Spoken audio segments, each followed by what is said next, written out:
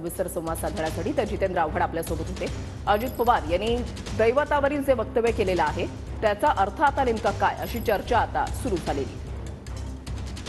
मात्र आता मी माझा वेगळा रस्ता निवडलेला आहे। दैवत जे असतं ते कधी बदलत नसतं। आपण सगळे ग्रामीण भागातले लोक आहोत आणि कित्येक वेळेस दैवताला आपण नवस करत असतो। देव पावतोच अशातला काही भाग नाही, पण देव पावला नाही म्हणून आपण दैवताला नमस्कार करणं सोडत नसतो। आणि नमस्कार करणं सोडलं याचा अर्थ आपण दैवत मनापासून मानत नव्हतो असा तेवढा या विषयाचा अर्थ होतो असं मला वाटतं।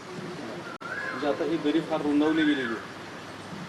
वेगळा पक्ष झाला, विषय संपलेला दिसतो। त्याला काय फार दरी आणि वगैरे रुंद झाली का अरुंद झाली का लांब झाली का जाड झाली त्याला काय अर्थ नाही। दोन पक्ष झाले, दोन वेगवेगळे विचार झालेले, दोन वेगळ्या बाजूला गेले, त्यामुळे ही दरी बेरी म्हणतात येणार नाही। स्वतंत्रपणे दोन्ही पक्ष आता काम करतायत एवढंच याला म्हणता येईल। पण हा सगळा प्रकार पक्ष फुटीमुळे झाला, काय कारण वाटतं तुम्हाला या पाठीमागे? अजित पवार आणि शरद पवार त्यांच्यामध्ये हा विसंवाद निर्माण नाही, खरं तर मी कालही बोललो, भारतीय जनता पार्टीनं माणसात माणूस ठेवलेला नाही। ठीक आहे, नाते संबंधात वितुष्ट भावाभावात सुद्धा येत असतं, घराघरात येत असतं, परंतु त्याच्या एक लिमिटेशन्स मर्यादा असतात। म्हणजे आज ही 4-4 पिढ्याच्या भाऊबंदकी चांगल्या पद्धतीनं पाळली जाणारे उदाहरणं अनेक आहेत। परंतु आज जर या महाराष्ट्रात बघितलं, भारतीय जनता पार्टीनं अनेक घरामध्ये अनेक, मग ते शरद पवार साहेब अजितदादा असतील, अनेक घराणे असे की ज्यांच्यामध्ये घराघरामध्ये भाऊबंदकी लावण्याचं काम स्वतःचा राजकीय स्वार्थ साधण्यासाठी भारतीय जनता पार्टीने केलेला आहे। गाव पातळीपर्यंत या सगळ्या गोष्टी आता होत आहेत।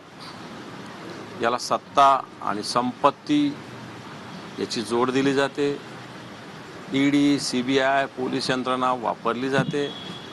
मला वाटतं हे मोठं एक महाराष्ट्रामध्ये आत्ताच्या घडीला जनतेच्या मनात एक याच्यामुळे एक उद्वेग आणि संताप हा निर्माण झाला। राजकारण वेगळ्या ठिकाणी, राजकारण ज्याचं त्याचं वेगवेगळ्या पक्षात राहून राजकारण केलं जातं ना।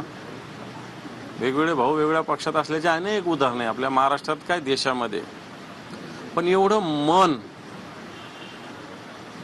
एकमेकाविषयी ज्याला आपल्या ग्रामीण भागात विटलेलं म्हणता येईल हे पहिल्यांदाच महाराष्ट्रात होतं असं मला वाटतं। अजित पवार दुसरं म्हणाले, बेळगाव, कारवार, बिदरसह संयुक्त महाराष्ट्र स्वप्न आपला अजून अपूर्ण आहे। हा लढा आपला जोपर्यंत पूर्ण होत नाही तोपर्यंत महाराष्ट्रवासियांचा पाठिंबा असेल। बरोबर आहे, चुकीची भूमिका नाही आहे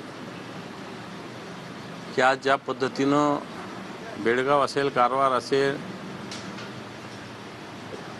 निपाणी असेल, हे जे गाव आहेत आपले बाउंड्रीवरचे, इकडून मराठवाड्याला लागून आहे, इकडून पश्चिम महाराष्ट्राला कोल्हापूरला लागून आहेत, आम्ही जेव्हा जात असतो या सगळ्या बाउंड्रीवरच्या भागामध्ये, हे गाव महाराष्ट्रात आहे का कर्नाटकात